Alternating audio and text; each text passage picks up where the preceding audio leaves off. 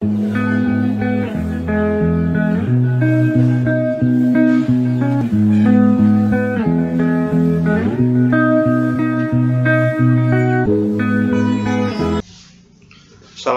warahmatullahi wabarakatuh.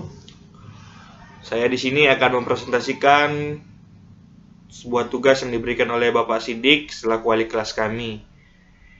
Saya dari kelompok 4 dan inilah virtual machine atau yang kerap dikenal sebagai PM. Sebuah mesin dengan pendekatan lapisan atau layers. Presentasi ini disusun oleh saya sebagai Adesan Rasibuan serta Akli Patona, Muhammad Abian Jupri, Siska Damayanti Pramuza, dan Julfikar Storus. Apa itu virtual machine? Virtual machine adalah sebuah mesin yang memiliki dasar logika dengan pendekatan lapisan-lapisan dari sebuah sistem komputer. Yang berarti, sistem komputer tersebut dibangun dari beberapa lapisan yang terdiri dari lapisan terendah hingga lapisan teratas seperti pada gambar berikut. Perangkat keras sebagai lapisan terendah, kemudian diikuti oleh kernel, dan sistem program sebagai lapisan tertinggi. Perangkat keras sendiri mencakup seluruh bagian fisik dari komputer. Kernel adalah program untuk mengontrol disk dan sistem file, multitasking, load balancing, networking, dan security. Serta sistem program adalah program yang berfungsi untuk membantu general user. Selanjutnya akan dilanjutkan oleh teman saya. Terima kasih. Assalamualaikum warahmatullahi wabarakatuh. Nama saya Nur Mahadi. Saya akan melanjutkan presentasi dari teman saya sebelumnya, yaitu cara kerja lapisan virtual machine. Virtual machine itu bekerja dengan kernel lapisan kedua, memberikan instruksi perangkat keras yang menciptakan sekumpulan sistem call yang dapat digunakan oleh komponen-komponen pada level sistem program.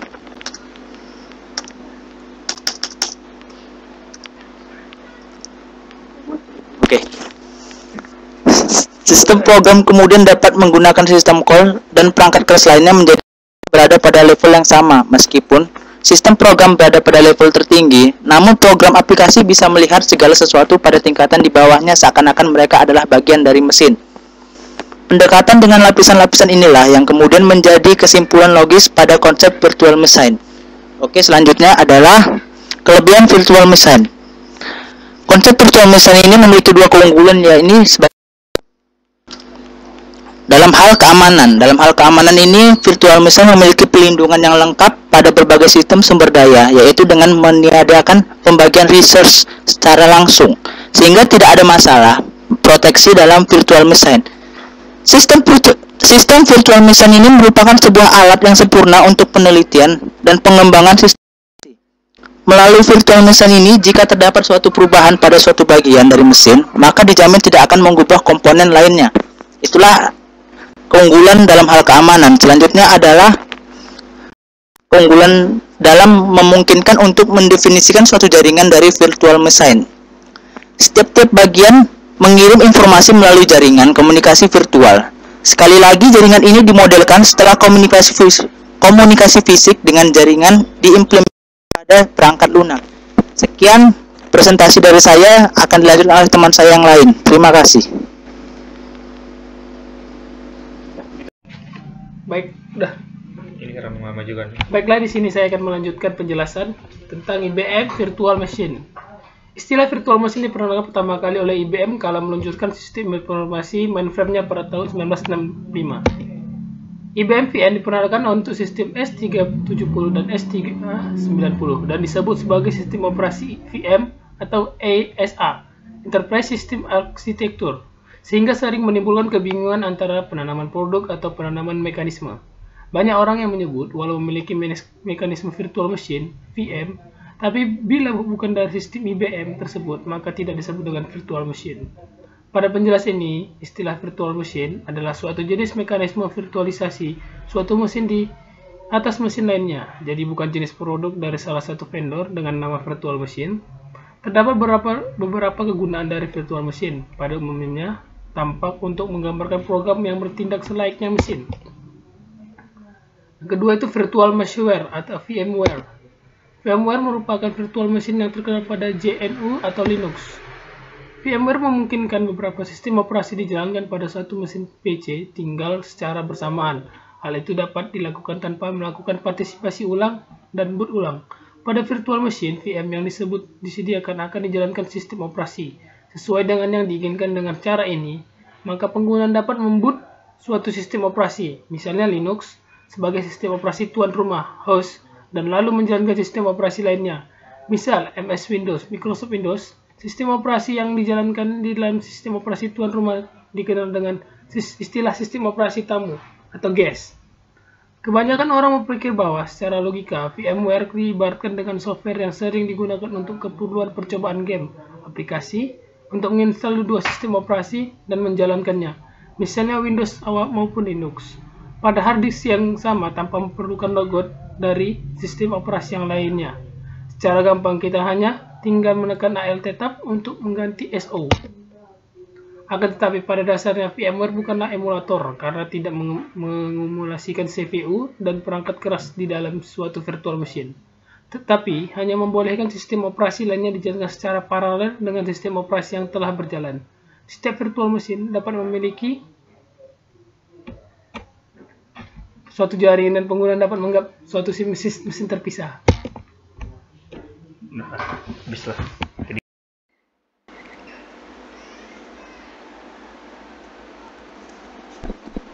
Assalamualaikum warahmatullahi wabarakatuh.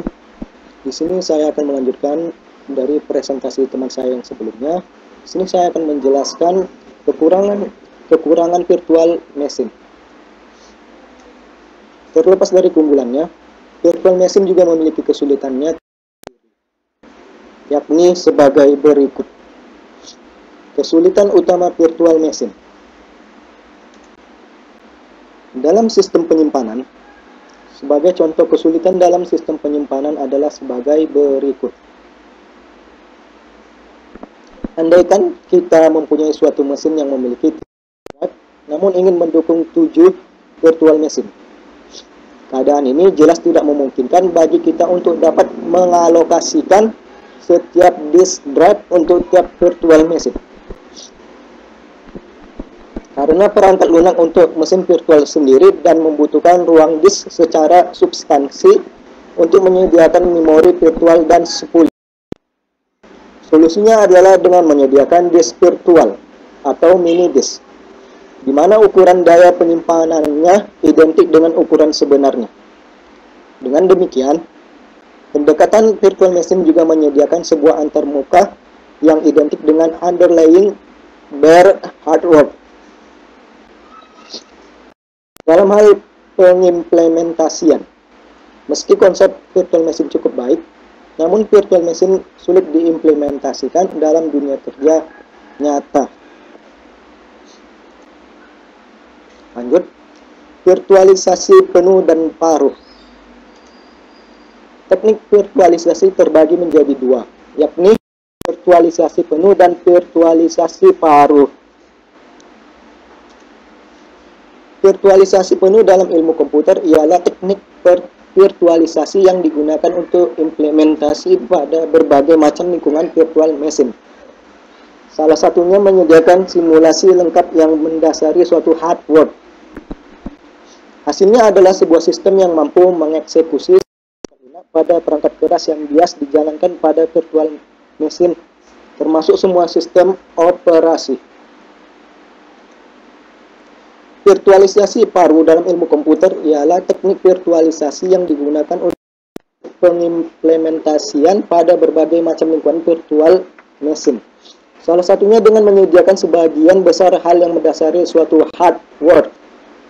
Sebenarnya tidak semua fitur yang di hardware tersebut tersimulasi, tapi ada beberapa kemudahan virtual machine yang mana tidak semua software dapat berjalan tanpa modifikasi. Biasanya untuk mengartikan bahwa seluruh sistem dapat berjalan pada virtual machine akan mengisyaratkan virtualisasi penuh. Namun banyak aplikasi dapat berjalan pada mesin tersebut. Sekian dan terima kasih. Assalamualaikum warahmatullahi wabarakatuh.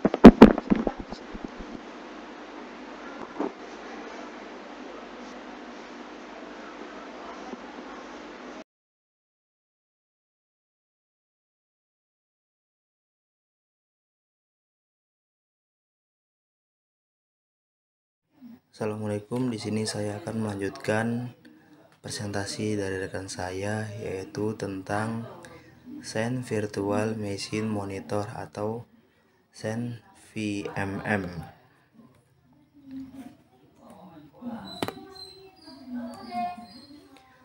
Xen merupakan VMM open source yang dikembangkan di University of Cambridge.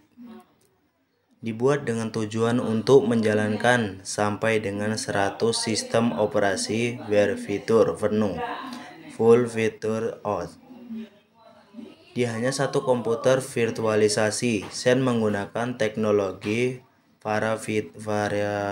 virtualisasi, menyediakan isolasi yang aman, pengatur sumbernya, garansi untuk quality of service, dan live migration untuk sebuah mesin virtual. Untuk menjalankan Xen, sistem operasi dasar harus dimodifikasi secara khusus untuk kebutuhan tersendiri, dan dengan cara ini dicapai kinerja virtualisasi sangat tinggi tanpa hardware khusus. Kemudian ada Java Virtual Machine. Java Virtual Machine dapat mengeksekusi program Java Platform Neural Bytecodes.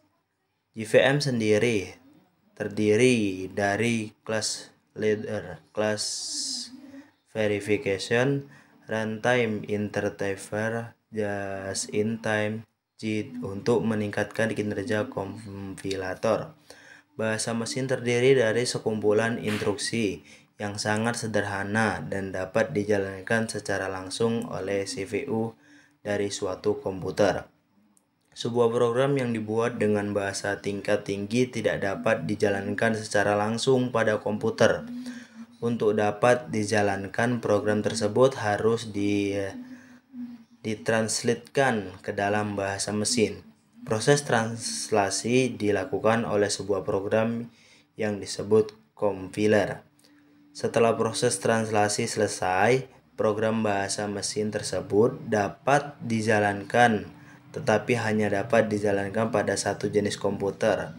Hal ini disebabkan oleh setiap jenis komputer memiliki bahasa mesin yang berbeda-beda. Alternatif lain untuk mengkompilasi program bahasa tingkat tinggi selain menggunakan compiler, yaitu menggunakan interpreter. Perbedaan antara compiler dan interpreter adalah compiler menetralisasi program secara keseluruhan sekaligus, sedangkan interpreter menstrilasi program secara instruksi per instruksi. Java dibuat dengan mengkombinasikan antara compiler dan interpreter. Baiklah, kemudian akan dilanjutkan oleh teman saya.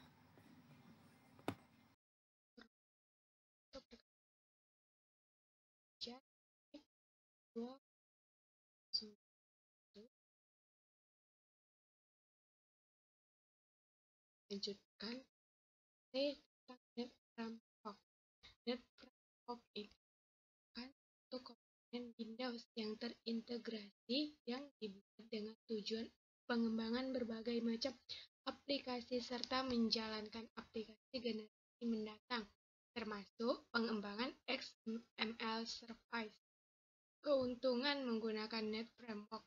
Yang pertama, mudah. Yang dimaksud mudah di sini adalah kemudahan developer untuk membuat aplikasi yang dijalankan di net framework, mendukung lebih dari 20 bahasa pemrograman, yaitu VB.NET, C++,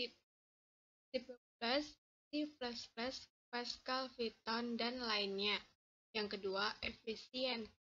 Yang dimaksud dengan efisien di sini kemudahan pada saat proses pembuatan aplikasi dan berimplikasi terhadap efisiensi dari suatu proses produktivitas, baik efisiensi dalam hal waktu pembuatan aplikasi atau juga efisiensi dalam hal lainnya seperti biaya.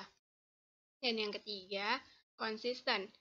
Kemudahan-kemudahan pada saat proses pembuatan aplikasi juga bisa berimplikasi terhadap